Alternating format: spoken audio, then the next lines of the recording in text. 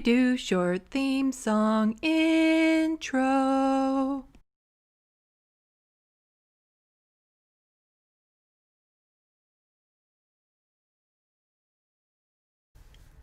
Hello, welcome to Left of the Box News Bites. I'm sorry it's been a while since I've posted my last video, but that video that I posted about basic income, people on disabilities, and people living in poverty, it took an emotional toll on me and I just needed some time to recover. Please go back and watch it and share it with as many people as you can. It's really important we get that message out there to help end the suffering of people who don't need to be suffering. But there's still more news to talk about, and I've hit upon this new topic, and let's get going with our next segment of News Bites. So I'm still new to all this video making stuff, and to help promote my channel, I've recently become active on Twitter, which makes this a good time to remind you to follow me on Twitter at Sandy Lovis. On Twitter, I've come across important news stories as they are happening and can watch live how the events unfold. One news tidbit to gain a lot of traction is how the leader of the official opposition party, conservative Erin O'Toole, is really living up to the Toole part of his name. A video from the Ryerson Conservatives Club Facebook page recently surfaced where O'Toole says, "Let's learn from the bad mistakes and in some cases tragic circumstances of our past.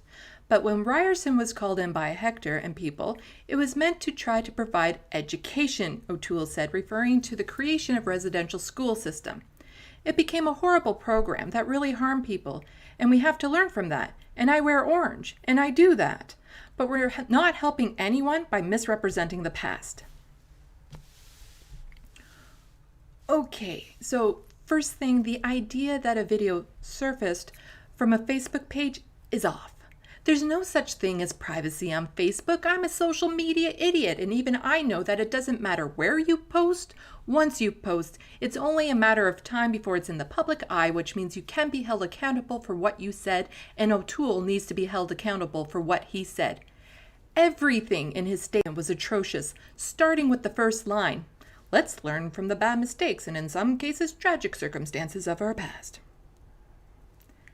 A bad mistake is an accident, something unintended. Residential schools were designed to strip children away from their family and cultures and force them to assimilate. And the tragic circumstances, again, it's suggesting that it was unplanned, a series of events that led to something negative, when in fact residential schools were purposely underfunded, leading to suffering. The abuse, trauma, and death of children was the point. These schools had graves. My school didn't have a grave because there was never a reasonable belief that me or my classmates would die while attending. Residential schools were never meant to provide an education. They were meant to force a religion on children and force them to conform to white culture. Providing an education was a facade to implement the government's agenda. It didn't become a horrible program that harmed children. It did exactly what the intentions were from the beginning. We don't need to learn from it. We need to atone for the harm done. O'Toole says he wears orange. So what? It's an empty virtue signal if there's no awareness or policy attached to it. I can wear a cross for fashion's sake. It doesn't make me Catholic. At least we agree on the last line. We're not helping anyone by misrepresenting our past. Our past includes the genocide of Indigenous peoples.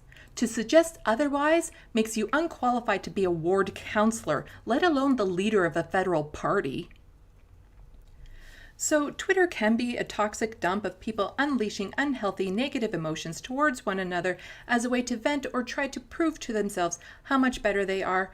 But Twitter can also do good and bring attention to issues that need to be heard.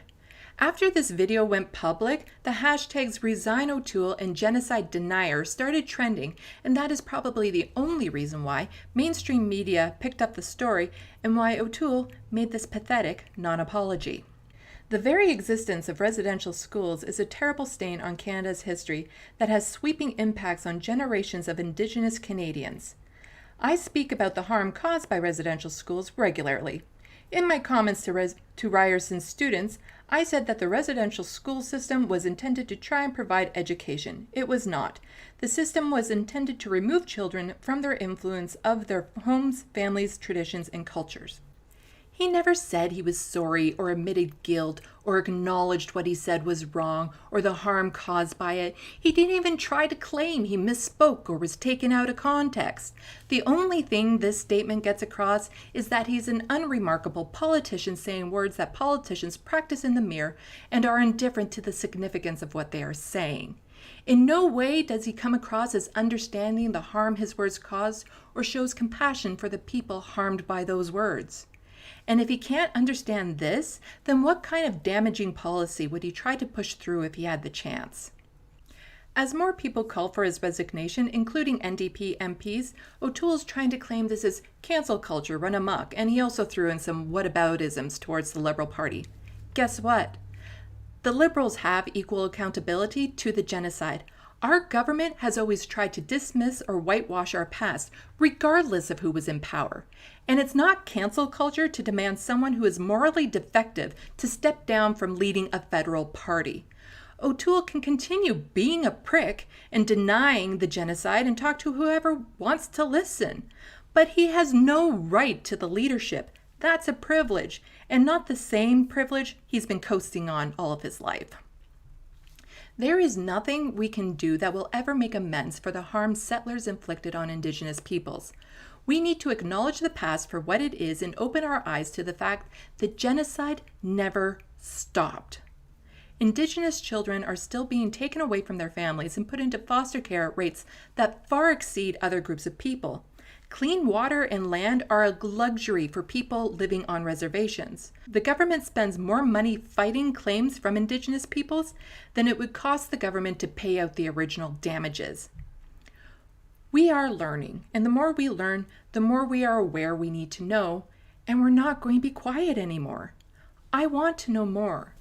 I plan on going into detail of Indigenous issues in future videos. Since I am limited by my perspective, I would love to have conversations with Indigenous peoples to shine a light on the issues they want to talk about. If you are or know someone who is Indigenous and would be interested in having these conversations with me, you can contact me on, you guessed it, Twitter @SandyLovis or email leftofthebox@gmail.com. For now, let's focus on voting the toxic out of our government. O'Toole can step down on his own terms, or we can see to it his party never has power again by voting Conservatives out, which, if I'm being fair, is something I back anyway. But O'Toole, well, he's a special kind of noxious sludge that needs to go. I hope you found this video interesting. If so, please go back and check out my earlier videos. Even if you didn't find this one interesting, you might enjoy some of the others. There's only one way to find out. By watching them. I gotta keep trying at this. Like, subscribe, share, and if you could help me out, I think my comment section is broken below, so please leave words there so I know it's working. Thank you for watching and stay tuned. I'm Sandy, wishing your tomorrow is better than your today.